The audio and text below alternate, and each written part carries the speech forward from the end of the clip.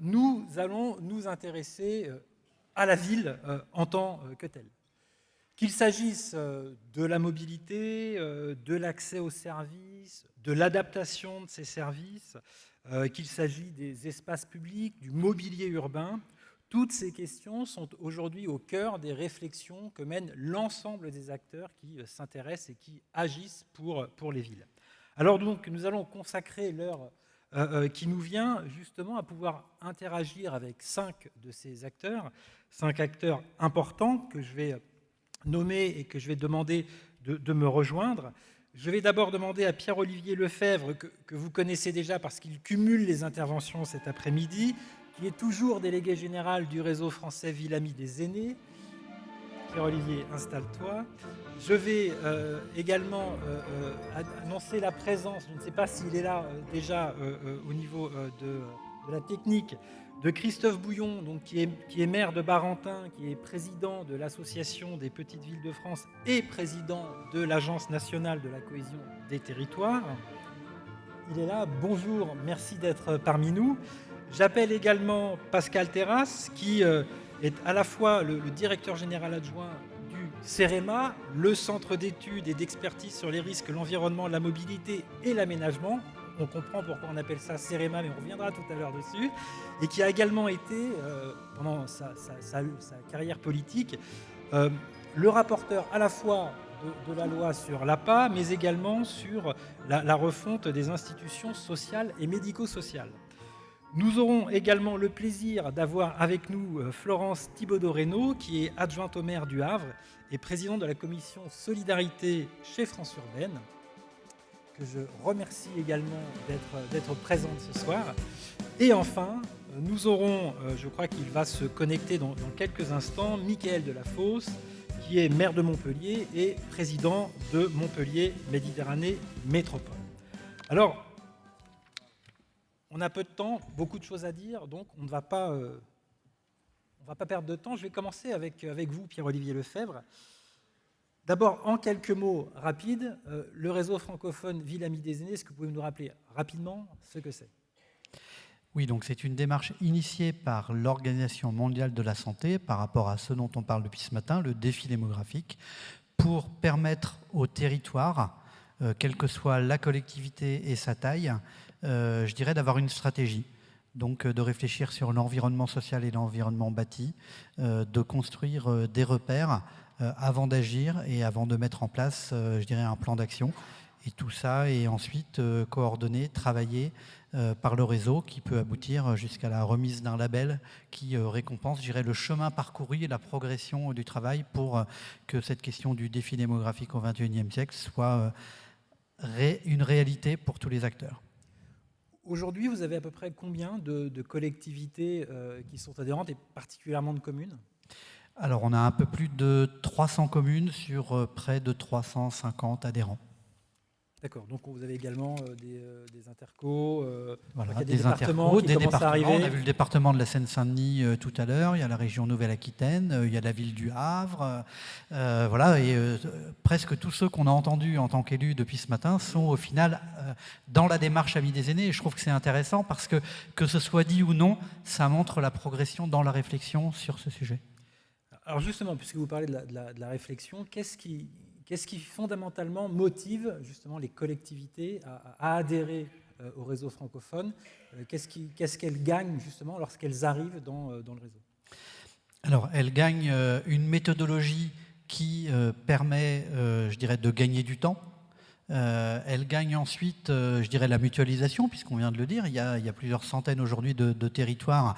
Ça fait au final 26 millions d'habitants qui vivent en France sur un territoire Amis des Aînés. Ça permet, quand on s'interroge sur un sujet, comme celui de l'habitat, eh bien, de progresser, de gagner en énergie, parce qu'on va avoir capitalisé au niveau du réseau un certain nombre de dossiers, de sujets, même d'actions, qui va faire que les territoires vont s'inspirer de ce qui se passe. On travaille aussi avec des bailleurs, hein. Il y a Eneal qui est présent, il y a Axantia avec Habitat en région, et par exemple, on travaille avec la charte Habitat en région au niveau des bailleurs, et donc eh bien, tout ça, ça va pouvoir être mis dans un pot commun qui va permettre au territoire d'avancer. Et puis ensuite, ça leur permet, pour ceux qui s'engagent dans le label, de bénéficier d'une ingénierie de projet pour faire ce travail de fond avec les habitants, comme je l'ai dit tout à l'heure, mais aussi de faire un diagnostic de territoire, alors pas un de plus, mais plutôt de regarder dans chacun des diagnostics, dans chacun des documents, ce qui est mis en place, en s'interrogeant au final pour se dire, quand j'agis dans ma politique publique, qu'est-ce qui va faire que les habitants âgés vont se dire c'est aussi pour moi. Et puis ensuite, c'est de faire un plan d'action et de s'engager dans la progression du territoire par rapport à des choses qui seront reconnues par tous. Quand je dis par tous, c'est les élus, les habitants, les professionnels, comme des choses sur lesquelles c'est fondamental, je dirais, d'investir, de mettre le paquet. Et puis, ça permet aussi d'avoir des ambassadeurs du sujet, donc de ne pas s'interroger. J'entendais tout à l'heure le maire d'Épinay dire quand je veux mettre un banc quelque part, le banc se balade. En fait, si on fait une démarche avec les habitants, eh bien, ça permet de porter les choix et les arbitrages qui sont faits ensemble, et du coup de ne pas être seul avec d'un côté l'élu et de l'autre côté la population qui serait à se regarder comme un chien de faïence. Et puis le dernier point, grâce au financement de la CNSA, ça permet de financer des projets dans le cadre du Fonds d'appui Territoire Innovant Senior. Donc là, des projets autour de l'information, de la communication, autour de l'aménagement, hein, ce fameux milieu urbain, ces fameuses toilettes publiques dont on a parlé. Parfois aussi de faire en sorte que quand on a implanté de l'habitat adapté aux habitants âgés, eh bien, on regarde le périmètre qu'il y a autour de cet habitat pour que, je dirais, il y ait de la porosité au niveau de la marchabilité ou ce genre de choses. Et puis on va même bientôt aller jusqu'au soutien à des tiers-lieux dans lesquels les habitants âgés auront une place prépondérante.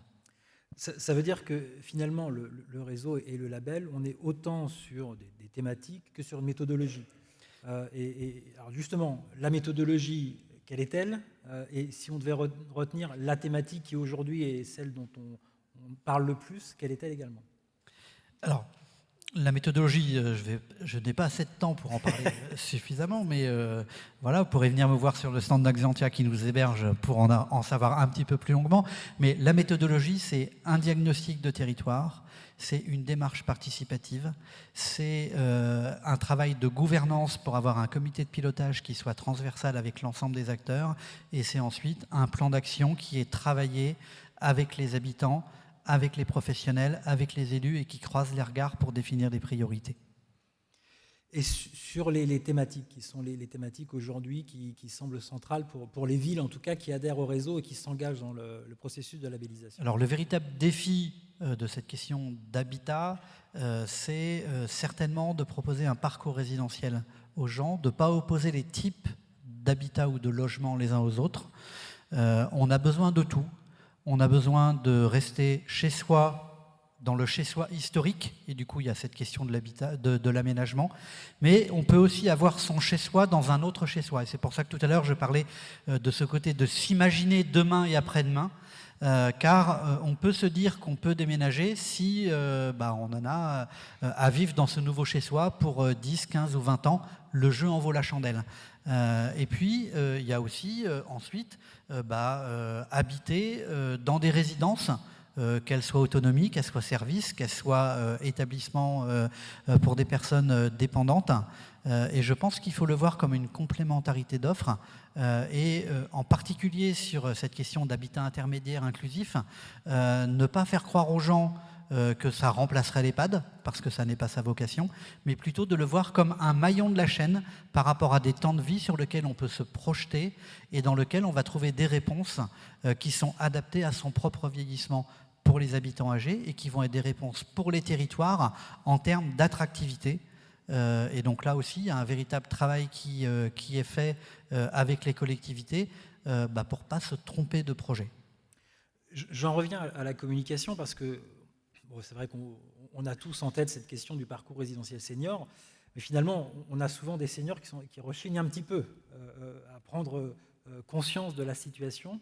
Justement, dans le travail du réseau Ville-Amis des aînés, cette part de communication, vous parliez tout à l'heure de l'ingénierie qui peut être proposée avec le label. Comment elle est intégrée dans les réflexions ? En réalité, le fait de proposer aux habitants âgés de s'impliquer dans leur réflexion avec le territoire, aborder chacun des sujets, permet en fait, de lever des réticences et aussi permet, je dirais, de faire un va-et-vient entre ceux qui font partie du noyau dur de la démarche participative et puis leur entourage, que ce soit leur entourage familial, mais aussi de proximité au niveau des quartiers. Et donc, on a des ambassadeurs qui, à un moment donné, vont pouvoir dire « mais si, on est en train de réfléchir sur ça ». Quand je disais « n'ayons pas peur d'être vieux », c'est aussi ça que ça veut dire. C'est pas simplement avoir des incapacités que de prendre de l'âge, c'est aussi avoir des capacités qui vont être regardées différemment et dans lesquelles je vais m'épanouir différemment. On voit par exemple qu'il y a des périodes de la vie qui sont plus particulières à des changements de vie et ce n'est pas toujours celles auxquelles on pense en amont. Si vous voulez déménagez au moment où vos enfants partent de la maison. Attendez pas d'être en perte d'autonomie parce que du coup, si ça va bien, eh bien, on va se retisser un lien social, on va se réapproprier des choses et donc on va être sur un nouveau projet de vie. Alors que si on commence à déménager une fois qu'on ne peut plus rester là où on est, en fait, c'est le moment où on est le plus fragile. Donc ça, c'est aussi des choses qu'il faut véhiculer et il faut les porter ensemble en fonction des acteurs. Merci. Peut-être une dernière et rapide question. Si l'on se projette dans 5 ans, comment vous voyez le réseau Ville-Amie des aînés ? Comment je vois quoi ? Le réseau Ville-Amie des aînés dans 5 ans. Dans 5 ans, je pense que je le verrai de l'autre côté. Voilà. C'est-à-dire à la retraite, j'espère en tout cas, puisque j'aurai 67 ans dans 5 ans. Je ne sais pas si c'était ça l'allusion à laquelle Sébastien faisait, mais j'espère que dans 5 ans, en fait, on sera presque à la fin d'un nouveau mandat qui commencera l'année prochaine et que du coup, ce défi démographique et cette question de comment on habite ensemble avec son âge et pas à cause de son âge sera mieux pris en considération par les élus et sera pris comme une valeur ajoutée au territoire, pas comme quelque chose qui est nécessaire de gérer avec un coût, avec un poids, avec une charge. Je pense que c'est ça d'abord où il faut travailler, c'est changer les regards pour ensuite que les gens aient envie d'adhérer aux propositions qui sont faites par les collectivités. Merci beaucoup Pierre-Olivier Lefebvre d'avoir répondu avec rapidité et précision à cet ensemble de questions. On va tout de suite passer la parole à Christophe Bouillon, qui est donc président de l'Association des petites villes de France, président de l'Agence nationale de cohésion des territoires. Alors, je ne le vois pas pour le moment, mais j'espère que ça fonctionne. Oui, non ? Ça fonctionne ? Il y a un petit problème. Alors, on va, du coup, passer la parole à Pascal Terrasse. Et voilà, c'est la magie de la technologie.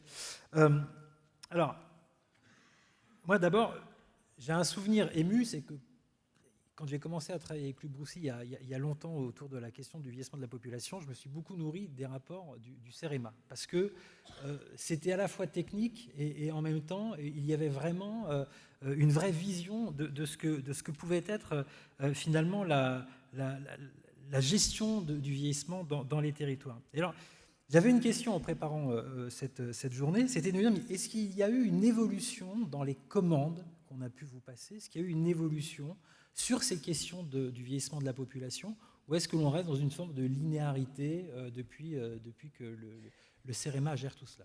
Alors ça dépend à quel moment vous placez le curseur, évidemment.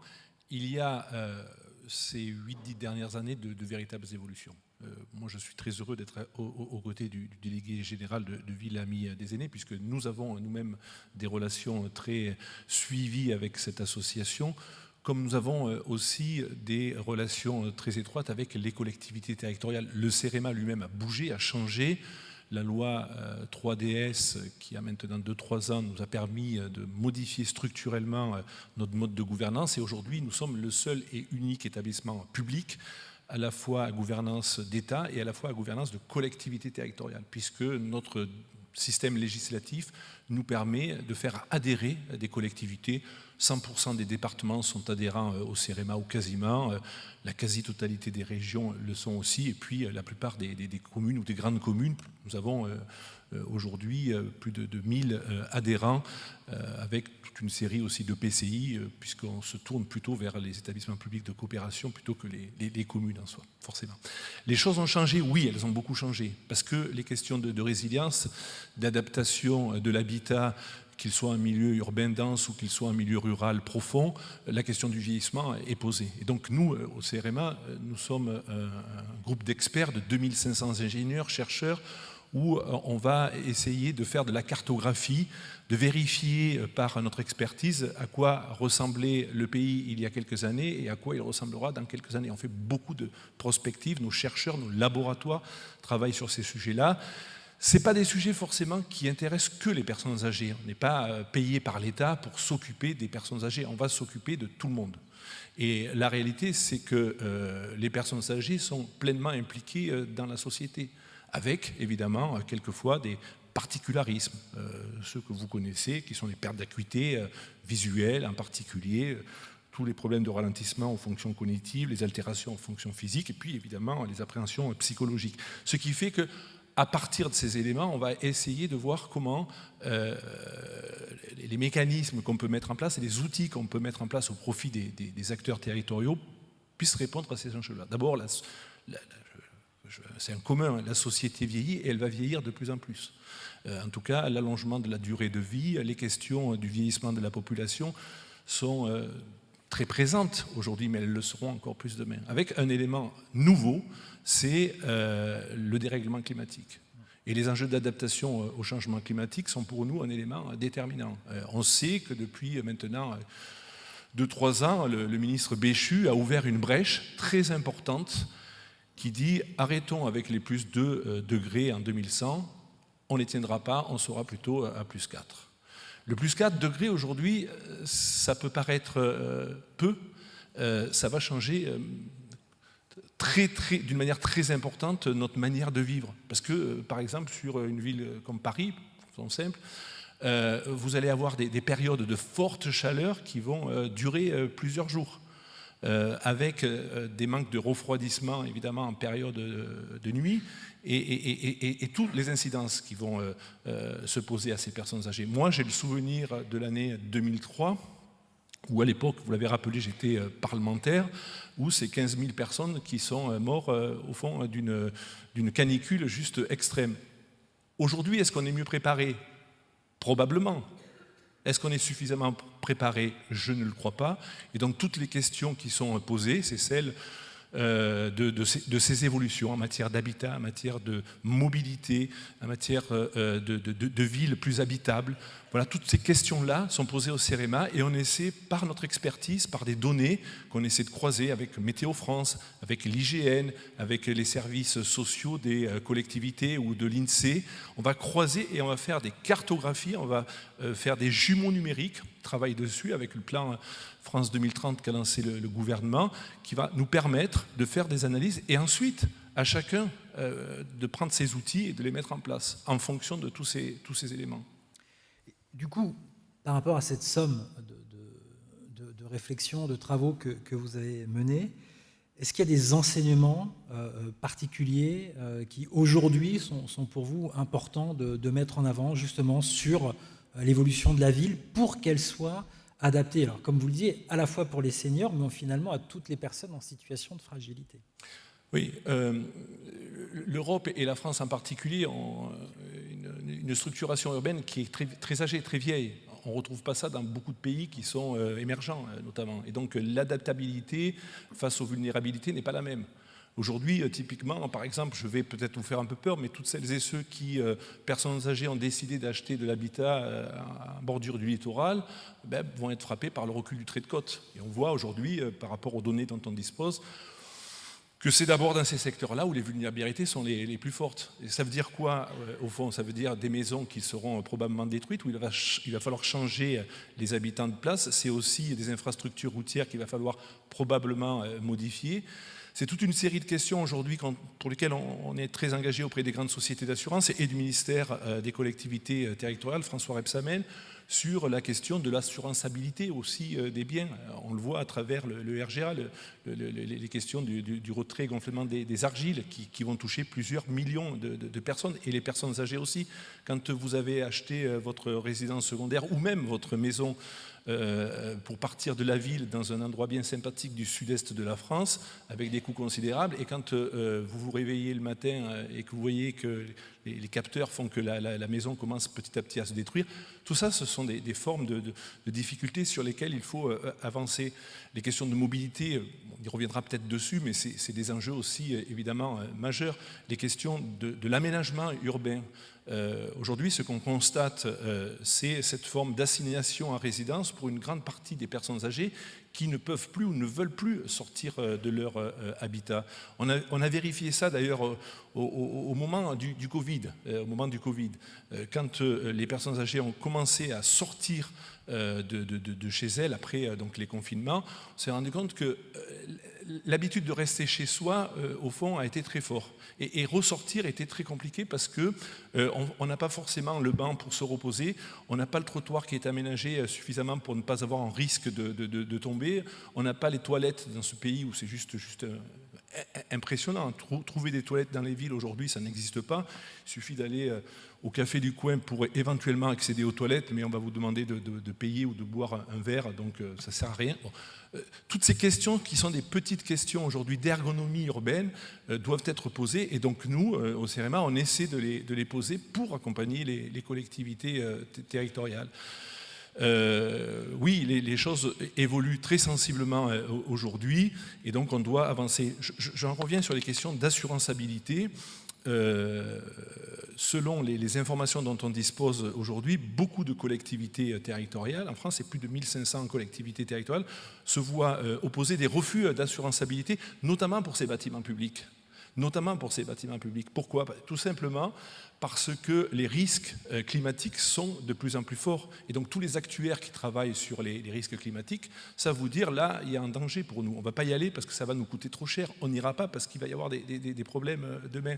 Donc c'est aussi toutes ces questions de mutualisation de l'assurance individuelle pour les collectivités territoriales, comment on les met en place, qui vont largement peser dans les décisions. Et ça va aussi probablement appeler de la part de l'État et des collectivités territoriales de repenser l'adaptation au changement climatique. Et le risque, et je terminerai par là sur cette question, le risque pour nous, vraiment, c'est la maladaptation. C'est la maladaptation. Moi, je le vois très régulièrement dans un certain nombre de villes où on se plante complètement sur les plantations. Parce qu'aujourd'hui, la mode est à planter des arbres dans les villes, bravo, bien sûr que c'est important pour le refroidissement urbain. Mais si on pense à des essences d'aujourd'hui dans la ville, on se gourre. Parce que dans 20, dans 30 ans, les essences ne seront plus du tout adaptées. Donc voilà, ça, ce sont des exemples très concrets. Ce que je crois sur l'adaptation au changement climatique, c'est d'abord d'envisager pour un élu qui a une vie très courte en tant qu'élu, quelques années en réalité, d'envisager comment sa ville sera dans 30 ou 40 ans. C'est pas facile pour les élus, c'est pas facile. Merci beaucoup. J'avais encore énormément de questions à vous poser. Si le temps le permet, je reviendrai vers vous tous justement pour pouvoir avancer. Eh bien, du coup, on va revenir à Christophe Bouillon parce que je crois voilà, que la connexion est à nouveau est là. J'en profite également pour saluer Monsieur Michael Delafosse qui vient également nous rejoindre. Monsieur Bouillon, la question du vieillissement n'était pas forcément présente, y compris d'ailleurs dans les premières phases des programmes portés par la NCT. Je pense à Action Cœur de Ville ou Petites Villes de demain. Quel a été le déclic qui justement a fait qu'on a ajouté cette question-là à la gestion de ces programmes? Le déclic, c'est tout simplement les maires, les élus eux-mêmes. Le principe d'intervention de la NCT à travers les différents programmes qu'elle pilote, et notamment Action Cœur de Ville et Petites Villes de demain, c'est de partir de la vision, du point de vue d'abord des élus. Et c'est eux, chemin faisant, à partir du moment où vous considérez les questions d'habitat, les questions de mobilité, les questions d'aménagement des centres-bourgs ou des centres-villes, les questions d'équipement, les questions de santé, que tout naturellement, j'ai envie de dire, les élus en sont arrivés à l'idée qu'il fallait que la question du vieillissement irrigue d'une certaine façon leur intervention à l'échelle urbaine. Et puis on est non seulement sur un principe qui fait que c'est la vision des élus qui porte notre niveau d'intervention à l'échelle de leur territoire, mais par ailleurs, ce sont des programmes assez souples.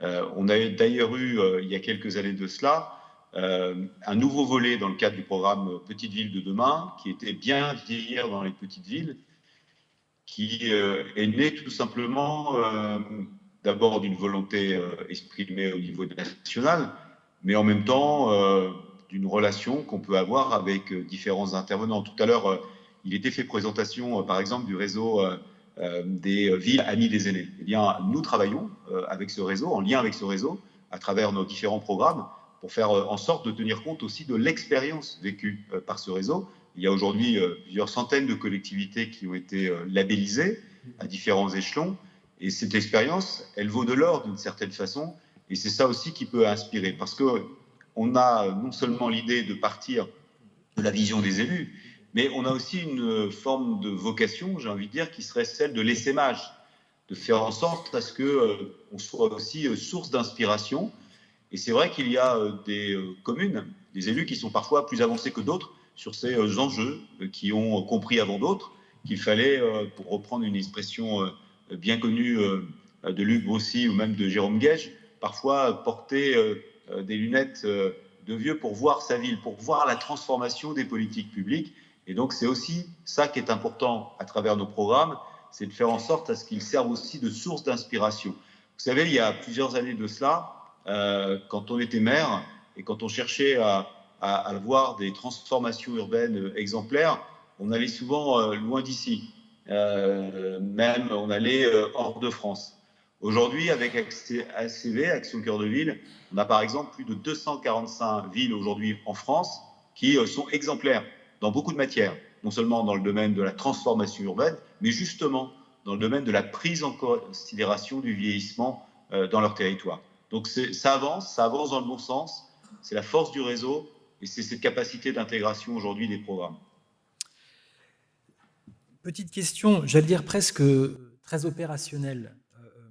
Comment se traduisent ces programmes pour les communes sur ces questions du vieillissement de la population? Concrètement, et je crois que ça a été dit, bien expliqué d'ailleurs à l'instant même par Pascal Terrasse, on voit bien que la question du vieillissement, elle interpelle beaucoup de politiques publiques. Elle a un lien avec la transition écologique quand on parle de zones de fraîcheur, en tout cas de rafraîchissement quelque part des centres-bourgs et des centres-villes, par la renaturation par exemple.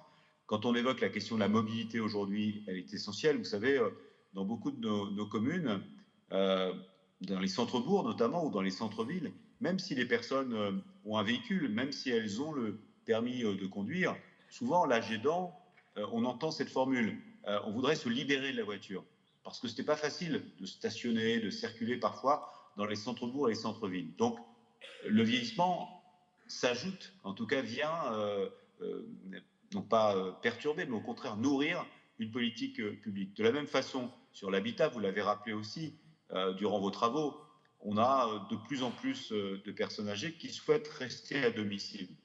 Ça interroge sur le parcours logement. On a vu d'ailleurs des liens qui existent entre Action Cœur de Ville, Petite Ville de demain, et j'ai envie de dire quand même Village d'avenir. Pourquoi ? Parce qu'on a des cycles qui évoluent. Le vieillissement de la population fait que vous avez des personnes plus âgées qui habitent dans des villages, autour de petites villes, de villes moyennes ou de grandes villes, qui ont envie de revenir en centre-ville, revenir dans les cœurs de métropole. Ma collègue et amie Florence Thibaudot-Renaud peut le dire, sur Le Havre par exemple, eh bien vous avez des habitants âgés qui souhaitent revenir dans les centres-villes ou les centres-bourgs pour y trouver une offre servicielle plus élargie. La question de la santé compte aussi, pouvoir trouver un médecin généraliste.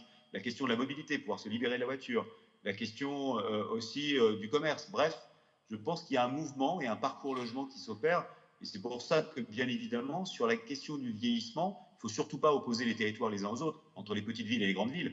D'ailleurs, le Gérontopole, qui est un bel exemple de ce qui se fait sur la communauté urbaine du Havre, et même plus largement sur l'estuaire, et montre quelque part qu'on a besoin d'avoir une vision partagée à 360 sur ces questions de vieillissement.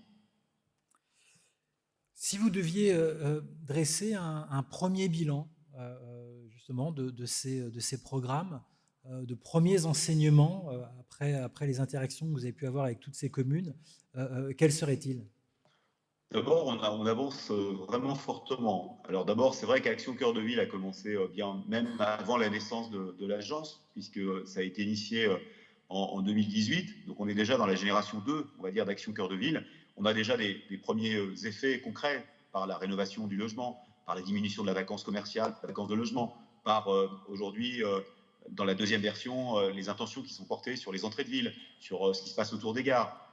On a franchement aujourd'hui des avancées probantes en ce qui concerne l'Action Cœur de Ville. Mais comme le disait à l'instant encore mon ami Pascal Terrasse, l'échelle urbaine, c'est une échelle qui dépasse parfois la durée de vie. Je reprends son expression des maires. On sait bien que pour transformer un centre-ville et un centre-bourg, c'est presque sur 2 mandats. Et je pense que mon collègue Mickaël ne me contredira pas là-dessus. L'échelle urbaine, ce n'est pas l'échelle du mandat. C'est plus long. Je me souviens d'un déplacement que j'ai pu faire dans un quartier politique de la ville avec Mickaël à Montpellier il y a quelques semaines de cela. On voit bien qu'on a besoin aussi de temps quand on est à l'échelle de la transformation urbaine, même si, et c'est une difficulté, les attentes, elles sont tout de suite. C'est-à-dire qu'on a des administrés qui veulent que les changements soient probants dès maintenant et que les effets soient vérifiables dès maintenant. Donc il faut à la fois être dans cette échelle et en même temps continuer à entraîner les citoyens sur la transformation. S'agissant de Petites Villes de demain, qui est un programme beaucoup plus récent puisqu'il date de 2020, qui concerne 1600 collectivités, on est aujourd'hui dans une phase très avancée. On n'a pas les mêmes résultats, bien sûr, que Action Cœur de Ville, quoique on a déjà engagé sur ce programme plus de 3,4 milliards d'euros. On a déjà les résultats en termes de vacances commerciales, de production de logements, de rénovation de logements, mais surtout, et c'est ça qui est intéressant, et c'est un lien direct d'ailleurs avec la question et l'enjeu du vieillissement de la population, on voit bien que très très vite, et il a été intégré notamment sur les réaménagements des centres-bourgs, autour de la place urbaine, autour des mobilités.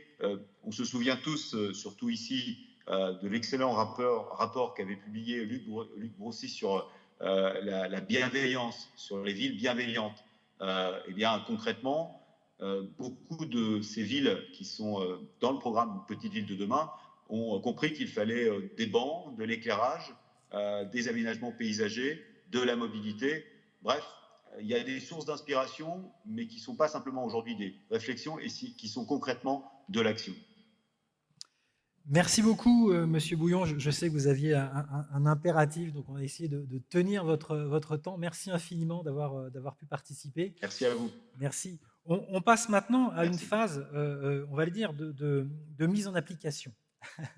Nous avons eu des acteurs qui évidemment analysent les sujets, qui interviennent sur cette question-là. Mais là, on va prendre 2 exemples concrets avec 2 villes, pas des moindres, parce que toutes les 2, non seulement elles ont pris à bras-le-corps le sujet, mais en plus, elles innovent véritablement pour faire en sorte que le bien vieillir lorsqu'on est senior soit une réalité.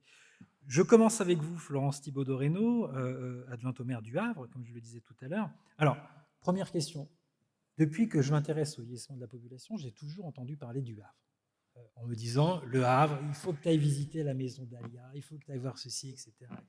Alors, je voudrais peut-être que vous reveniez, j'allais dire presque sur l'histoire du Havre et du vieillissement de la population. Comment se fait-il que cette ville a été aussi en avance par rapport à beaucoup d'autres sur ces questions-là ? Merci, bonjour à tous. C'est vrai que la maison d'Alia, elle a presque 10 ans.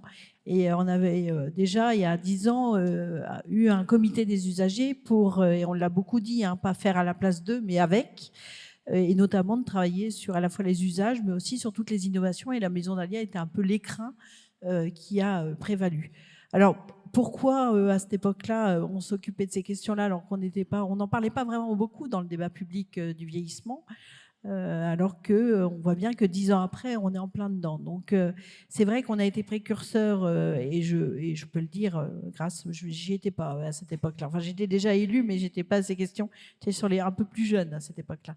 Mais c'est vrai que c'était déjà une question qui préoccupait la ville du Havre, de se projeter, d'avoir la ville à 30 ans, comme on dit. Et donc, il y a 10 ans, on avait déjà une ville à 30 ans, en se disant, mais de toute façon, ça va finalement arriver. Et même si on est une ville jeune par certains quartiers, On a quand même pas mal de quartiers prioritaires de la ville qui sont jeunes, mais on se rend compte aussi qu'ils vieillissent beaucoup. Mais aujourd'hui, voilà, la réalité des faits, c'est qu'un vrai sur 5 en 2030 aura plus de 65 ans. Et surtout, les moins de 15 ans seront moins nombreux que les plus de 65 ans. Donc, je pense que c'est aussi les deux paramètres qu'il faut toujours avoir en tête. Donc, on a fait, vous dites, des actions concrètes après avoir parlé aux différents professionnels. Mais nous, on s'est appuyé de ces professionnels et notamment pour se dire à un moment donné, est-ce que la ville doit être l'ensemblier de ces politiques qui sont, et c'est peut-être ça aussi les sujets, c'est que il y a un bout de politique un peu partout, à l'interco, au département, à la région, les compétences régaliennes. Et comment on arrive à faire un ensemblier de ces politiques publiques qui sont un peu pilotées un peu par toutes les institutions, les collectivités territoriales ou l'État, mais aussi que ce sujet-là ne doit pas être que le sujet de l'adjoint au maire qui est en charge de ces questions-là. Alors on a cette double problématique. Donc on s'est dit, et on avait fait venir à l'époque Luc Broussy et Jérôme Gage travailler sur cette question. On est aussi engagé dans le label Ville Amie des aînés. Et comment on arrive à faire en sorte que ça n'intéresse pas que moi et que ça puisse intéresser ma collègue à la culture, mon collègue au sport, mais aussi l'adjoint à la voirie, ou évidemment tout ce qui est mobilité. Donc on a de là déterminé 3 axes: être bien chez soi, être bien dans sa ville et être bien entouré. Donc être bien chez soi, donc c'est plutôt le thème de la journée, c'est le logement. Donc on a évidemment fait part d'un diagnostic, considérer déjà que aussi l'avancée en âge, c'est pas une charge, mais c'est plutôt une chance pour un territoire. Tout à l'heure, Pierre-Olivier l'a dit, mais je pense qu'il faut le rappeler. On l'a peut-être pas suffisamment dit aussi depuis ce matin. Il y a eu beaucoup de choses qui ont été dites sur le vieillissement de la population, mais jamais vraiment comme une richesse ou comme une chance.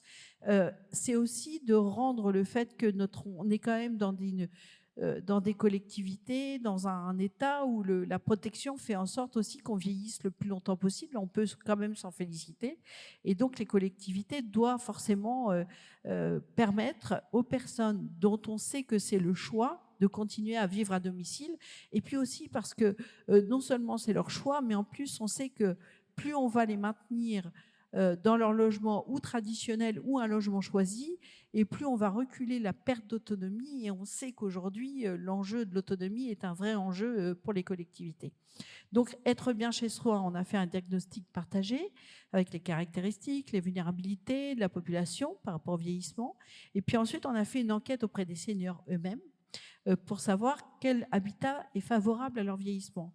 Et c'est pareil, je pense que de la même façon qu'on a dit qu'on n'opposait pas les territoires ruraux, urbains, ce qui n'a pas de sens en plus, on n'oppose pas en fait les choix et les modes de vie de certaines personnes. On a des trucs, moi j'ai rencontré une association de 8, alors pas tous seniors, il y en a des plus jeunes qui ont dit mais nous on a envie de le monter nous-mêmes, on est parti en Airbnb pendant un mois ensemble, on a vu que ça prenait, et donc voilà, donc il faut que nous on puisse être accompagnés. Ce matin je croyais que quelqu'un a dit il faut que les carrés rentrent dans les ronds et les ronds dans les carrés. C'est vrai que dans l'habitat inclusif, on en est quand même là aujourd'hui.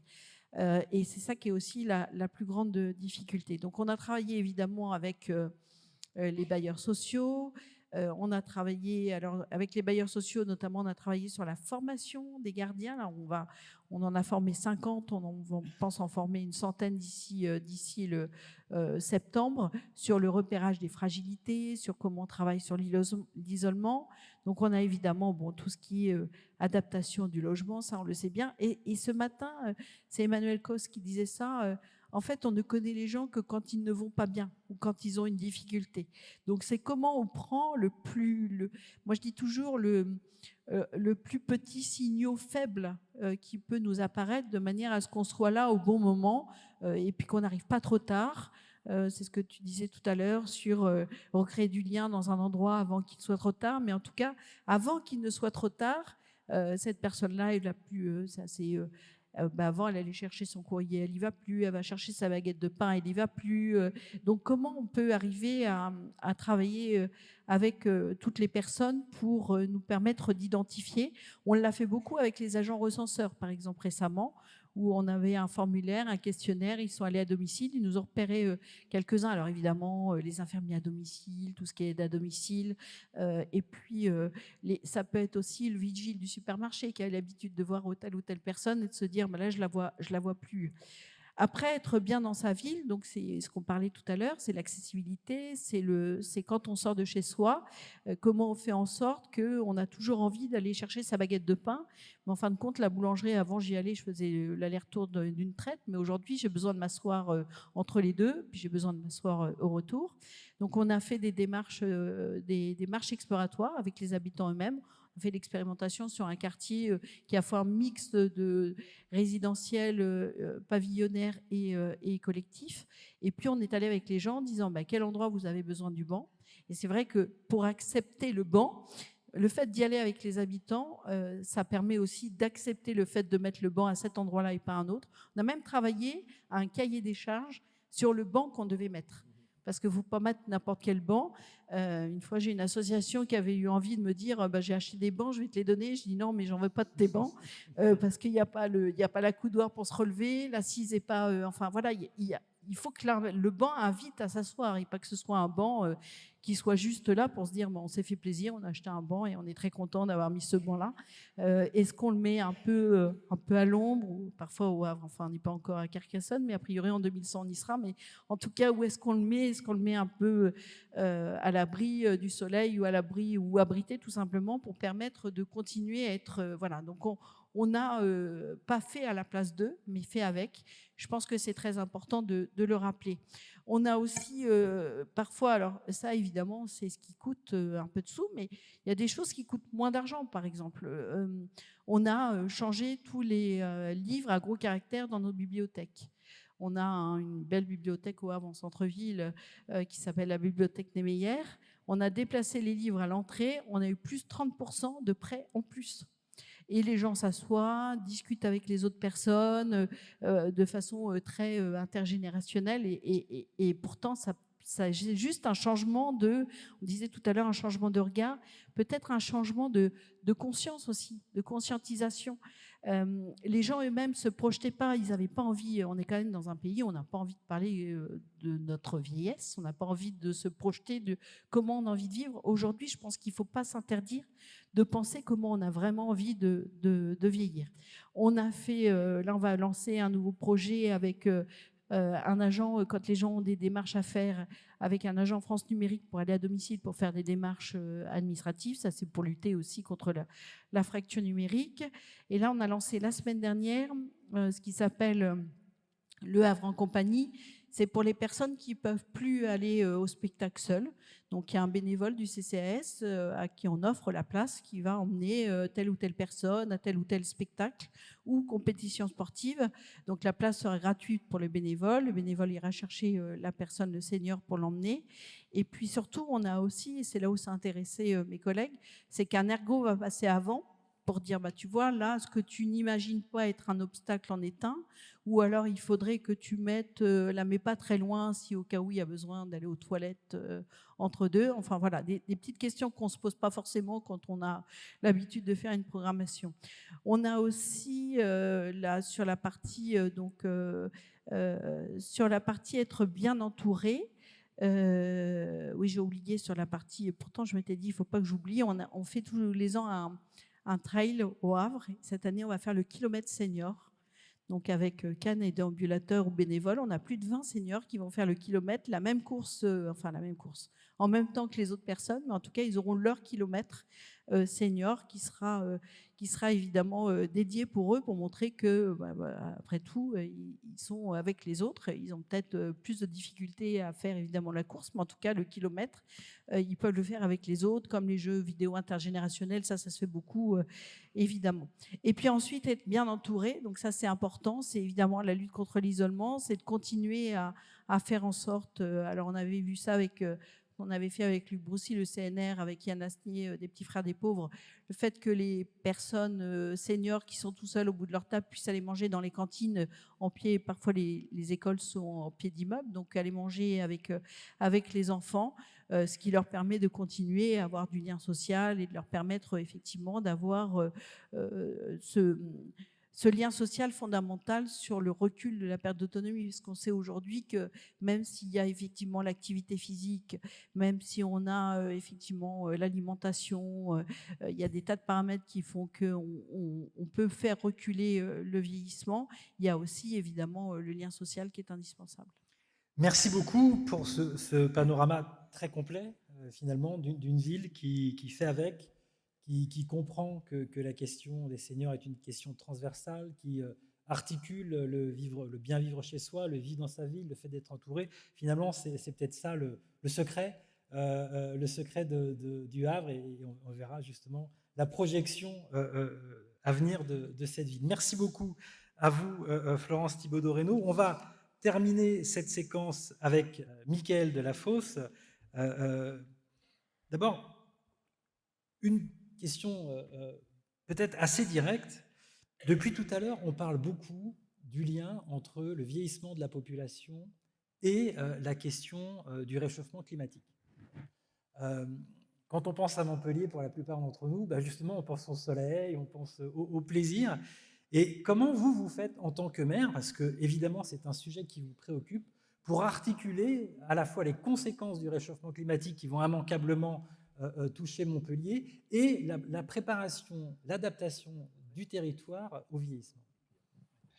Bonjour d'abord, merci beaucoup de cette invitation. Je m'excuse de pouvoir être présent physiquement, mais le lundi pour les maires, c'est des temps importants de travail et je ne pouvais pas faire l'aller-retour. Et donc merci à Luc Broussy et merci à vous pour cette table ronde. Oui, Montpellier, 300 jours de soleil par an et des épisodes caniculaires de plus en plus présents qui commandent de notre part d'abord des plans de lutte contre la canicule. Il a été évoqué face à l'isolement et là, c'est les équipes du CCAS qui doivent agir et donc on doit intégrer une culture du risque face aux épisodes caniculaires et donc nous organiser pour mieux prendre soin de nos aînés et de leur vulnérabilité. Mais évidemment, c'est toute une ville qui doit s'adapter au réchauffement climatique qui sera de plus en plus intense. Alors je suis arrivé au moment où on disait avons-nous bien choisi nos essences d'arbres? J'ai eu un prédécesseur, Georges Frêche, maire emblématique de Montpellier, qui lui a choisi les palmiers. Et je le regarde avec des grands yeux, parfois, le palmier. Et là, celui nous a quittés parce qu'ils ne font pas beaucoup d'ombre, même s'ils ne consomment pas beaucoup d'eau, chose qui va aussi nous manquer dans les décennies qui viennent. Et donc, végétaliser, désimperméabiliser, penser nos parcs comme des espaces publics, essayer d'aller en conquérir et développer une canopée qui permet de rafraîchir la ville. Et d'ailleurs, on a mené un projet d'aménagement assez dans notre centre-ville où, en plus, l'architecte des Bâtiments de France, pour de bonnes raisons, interdit les climatiseurs. Et puis, plus globalement, il faut limiter aussi le climatiseur, même s'il ne faut pas l'interdire. Mais voilà, ça pose des enjeux de sobriété énergétique. Et quand on a réaménagé une grande place du centre-ville, on a fait un travail avec le bureau d'études. C'est une manière pour moi de répondre à votre question, où on a intégré de combien on faisait reculer la température s'il faisait 47 degrés, avec la canopée, avec la fontaine et la désimperméabilisation des sols. Et d'ailleurs, on a rendu public et on a plus communiqué sur ça. Il y a 15 ans, jamais on n'aurait parlé de ce sujet. Mais là, de manière très flagrante, depuis que la place a été réaménagée, donc la fontaine, la désimperméabilisation et les arbres plantés, c'est le The Place to Be de nos aînés, puisqu'ils se mettent sur les bancs et l'été, ils viennent se rafraîchir à cet endroit. Et je crois que ça, dans nos villes du Sud, mais plus globalement, je crois que Paris mène une action aussi là-dessus. Il faut que nos villes se posent la question de comment elles se rafraîchissent. Alors, aménagement, culture du risque face aux épisodes caniculaires qui vont être de plus en plus nombreux, en tout cas Nice, Marseille, Perpignan, Toulon, Béziers. Nous, il faudra clairement nous adapter. Peut-être pour dire pourquoi j'ai accepté de venir parler de ce sujet dire comment nous, à Montpellier, on s'est intéressé au sujet de la longévité dans nos villes.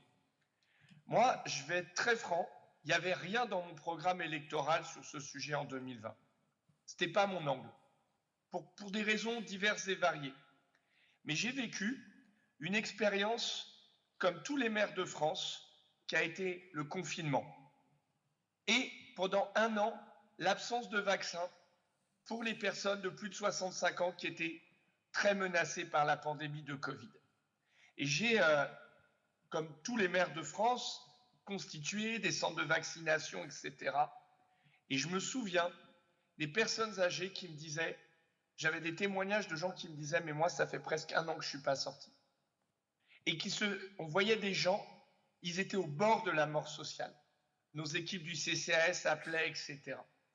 Et là, pour moi, comme responsable politique, ça a été une vraie prise de conscience de comment est-ce qu'on doit penser finalement la place de nos aînés. Parce que cette question de l'octogénaire, du nonagénaire et évidemment du centenaire, même dans une des métropoles les plus jeunes de France, c'est une question qui est centrale. Et c'est à partir de là où nous, on a commencé à se questionner sur comment agir en faveur de la longévité de nos aînés dans la vie. Mais je veux vraiment raconter cette anecdote parce que cette affaire du Covid, c'est peut-être pour moi, vous savez, il y a les journalistes, ils disaient tous, c'est quoi une ville après Covid? C'était très pénible, on a tout le temps cette question, moi je ne savais pas répondre. Mais je me souviens très bien de toutes les personnes âgées qui venaient à la mairie se faire vacciner et qui disaient, je vais enfin pouvoir sortir. Et ça a été une expérience anthropologique qui nous oblige et qui a été très forte.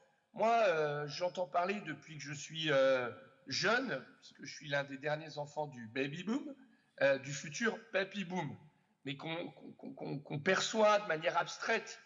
Mais cette expérience du Covid, nous, elle nous a poussé à faire agir notre équipe municipale, qui n'était pas peut-être comme au Havre ou à Dijon. Je sais que des choses très originales se font dans ces 2 villes, et de s'engager dans cette voie. Il faut qu'on dise les choses. Montpellier, c'était un des angles morts des politiques publiques que d'avoir une prise en charge à 360 de nos seniors.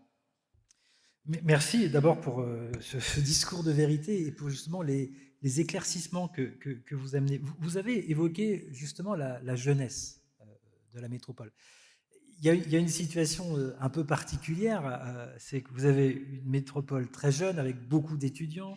Évidemment, vous avez des couples avec enfants qui, pour beaucoup, rêvent d'un peu d'espace, voire d'une piscine, donc qui vont quitter le centre-ville et qui reviendront après, une fois que les fragilités vont réapparaître. Alors comment on gère cela? Parce que c'est facile à dire, mais quand on est maire et qu'on doit gérer ces tensions, ces interactions, comment vous faites justement pour gérer cela, la jeunesse, à la fois des seniors qui reviennent, et puis une partie de la population, j'allais dire d'âge mûr, qui est à l'extérieur du centre urbain? Est-ce que vous avez pensé du coup comment organiser le centre-ville?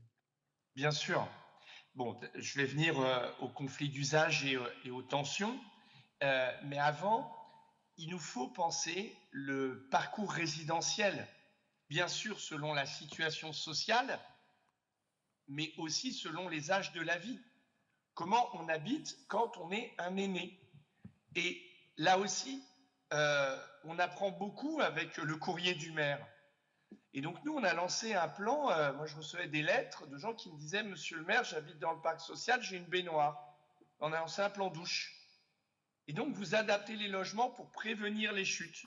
Et en tout, c'est 4000 baignoires qui ont disparu. Alors, peut-être faire sourire ce que je raconte, mais au profit de douches, pour prévenir des chutes, pour que l'habitat s'adapte.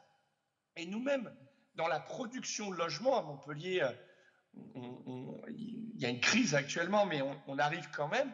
Bon, ben maintenant, on pense nos logements pour ne pas avoir à les corriger et donc permettre à des gens âgés d'y vivre. Parcours résidentiel, pareil, des fois les gens ils vous le disent crûment, hein. Ils disent je veux pas aller à l'EHPAD, hein, je suis pas pressé, parce qu'ils vivent l'EHPAD, pardonnez-moi peut-être si j'ai pas le public, mais comme le moment des derniers mois de la vie. Et et entre les derniers mois de la vie et l'âge de départ en retraite, il y a une vie en fait. Et là également, il faut développer, en tout cas nous on se lance dans un programme, on ne l'avait pas dans le scope, mais de résidence sociale, pour permettre d'avoir un accompagnement social qui ne ressemble pas à l'EHPAD, mais qui permet d'avoir des salles de convivialité, des loyers modérés. Et puisque je parle de logement, je sais qu'en ce moment à l'Assemblée, il y a une loi qui est discutée sur les locataires. Ben souvent, c'est des retraités qui voient les plafonds de revenus dépassés. Moi, je suis contre, mais contre qu'on les sorte du logement social, parce qu'on va les paupériser. Et alors que ces locataires, souvent âgés, ben justement, ils vivent avec les gens. C'est eux qui portent le projet de jardin partagé, c'est souvent eux que tout le monde connaît, qui sont un peu repères. Bon, je ferme ma parenthèse. Donc, travailler sur le parcours résidentiel, adapter l'habitat. Après, il faut aussi dire les choses. Moi, effectivement, c'est une ville très jeune, très étudiante, donc festive. Bon, et le centre-ville de Montpellier, ça n'a pas vocation à être que Airbnb, que les étudiants. Il doit aussi accueillir des familles, mais aussi des personnes âgées qui se relocalisent dans les centralités parce que c'est pour eux une ville des proximités. Et là, il y a des enjeux, le bruit, c'est-à-dire les étudiants qui font la fête, dire les choses, mais aussi dans un centre-ville piéton, les conflits d'usage. Et comme tous les maires de France, moi je suis confronté au vélo, à Uber et ses scooters, et donc qui créent des vulnérabilités dans l'espace public. Et donc là, ça pose aussi des signaux forts pour dire, attendez, les centres-villes, ils sont faits pour tous. Donc il y a des endroits où le bruit, on sait qu'il existe, la vie étudiante, parce qu'elle est importante, et puis il y a des endroits où il faut la préserver. Voilà pourquoi des fois il faut que les maires aient plus de pouvoir sur les ouvertures de commerce pour pouvoir précisément protéger ces zones-là. Et donc ça, c'est tenir le compromis urbain et ne pas, comment dire, ne pas avoir en angle mort qu'il y ait des gens qui ont 80 ans qui peuvent vouloir vivre dans le centre-ville et au contraire le considérer comme une chance. C'est d'ailleurs une discussion, par exemple, pour Montpellier, qui est en secteur sauvegardé. C'est une discussion avec l'architecte des bâtiments de France. Nous, on a un centre-ville, il n'est pas UNESCO comme celui du Havre et de l'architecte Perret, mais on a un centre-ville loi Malraux 67, et les ascenseurs dans les cages d'escalier dans les bâtiments patrimoniaux, c'est un gros enjeu, parce que c'est ce qui nous permet de garder des anciens, ou ce qui nous permet aussi d'avoir des jeunes couples. Quand une femme est enceinte, ben, les 5 étages à pied, c'est plus dur. Voilà. Donc ça, je suis convaincu qu'il faut faire aussi bouger les réglementations pour aider les maires, parce que ce que je vous décris, je pense que beaucoup de mes collègues y sont confrontés. Merci beaucoup. D'abord, merci Michael Delafosse d'avoir pris le temps d'intervenir, et vraiment c'était passionnant. J'avais 1 million de questions à poser aux uns et aux autres, mais j'espère au moins que ce temps passé ensemble nous aura donné envie d'aller encore plus loin sur cette question. Et je cède la parole à Luc Broussy qui va conclure cette journée. Mais merci Sébastien, écoutez, c'était passionnant. Je ne sais pas si on peut encore avoir la... Non, ma tête, on s'en fiche. Moi, je veux voir Michael Delafosse, s'il est encore là. Moi, je me connais, voilà. Bon. Bonjour Michael, merci beaucoup d'abord d'avoir répondu à notre invitation. On est un certain nombre à savoir que tu es un excellent maire, mais maintenant, il y a plusieurs centaines de personnes qui le savent en plus aujourd'hui à travers l'exposé que tu viens de faire, et qui montre une chose quand même, hein, qui me frappe à chaque fois, c'est que les maires de la nouvelle génération sont particulièrement sensibles à cette question, bien plus au fond que l'ancienne génération de maires. Ce n'est pas seulement une question d'âge, mais c'est une question que ceux qui ont, disons, pris le pouvoir ces dernières années, comme toi à Montpellier, Édouard Philippe un peu plus tôt, mais il a eu cette sensibilité, ça a été dit il y a maintenant longtemps, mais je peux citer Emmanuel Denis à Tours, je peux citer David Lisnard à Cannes, évidemment, je peux citer Yann Gallu à Bourges, enfin tout autant, je pourrais en citer bien plus que cela, mais, et Pierre-Olivier les connaît tous, mais pour ceux avec lesquels on a dialogué plus particulièrement, je suis frappé de voir à quel point les maires de 40-50 ans, Johanna Roland à Nantes évidemment, qui ont mis en place un certain nombre de politiques transversales, holistiques, et tu l'as dit, et je sais que c'est pour en avoir discuté avec toi, c'est comme ça que tu avais pris la question. Et ça a été dit tout à l'heure, je crois, par Stéphane Troussel ou un autre élu. Il y a la révolution numérique, il y a la révolution écologique et il y a la révolution démographique. Et c'est à ce niveau-là qu'il faut placer le débat.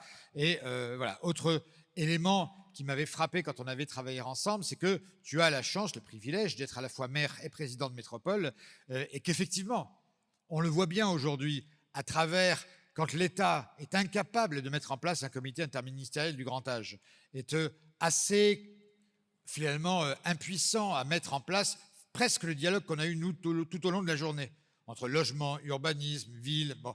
Eh bien, les présidents de métropole ont un outil qui leur permet, sur un territoire donné, d'avoir une véritable politique transversale. Tu as le pouvoir des mobilités et des transports, de la santé, du logement et de la formation, ce qui n'est pas rien sur nos sujets. Et donc, c'est vrai que les métropoles, c'est pour ça que j'étais content qu'avec Florence, France Urbaine décide de co-organiser avec nous cette journée, c'est que les métropoles émergent au fur et à mesure comme des rayons d'action, comme des collectivités qui ont peut-être, plus que d'autres encore, la capacité d'avoir une vraie politique holistique et transversale sur la question du vieillissement.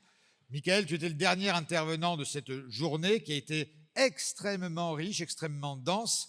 C'était un pari de lancer cette journée sur l'habitat des seniors parce qu'on a parlé de logement social avec Emakos, avec Myriam El Khomri ce matin, avec Nadia Bouillet, la directrice d'Action Logement.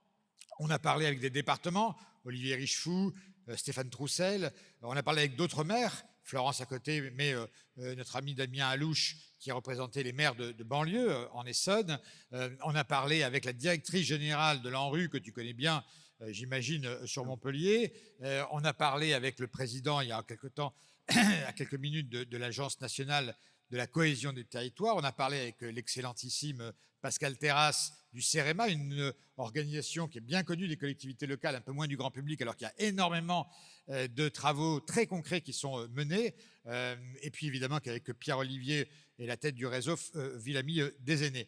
Merci à tous ceux qui sont intervenus aujourd'hui. Merci surtout à ceux qui ont écouté. On était plus de 350, 380 même dans les pics de la journée dans cette toute première édition des Assises nationales de l'habitat des seniors. C'est la première, ce sera loin d'être la dernière. On avait organisé cette journée pour savoir s'il y avait une appétence à suivre ces sujets-là de manière transversale. La réponse est clairement oui, oui, oui. Et donc, Michael, peut-être à l'an prochain, si tu veux bien. Avec grand plaisir. Et merci à vous tous et bon retour chez vous.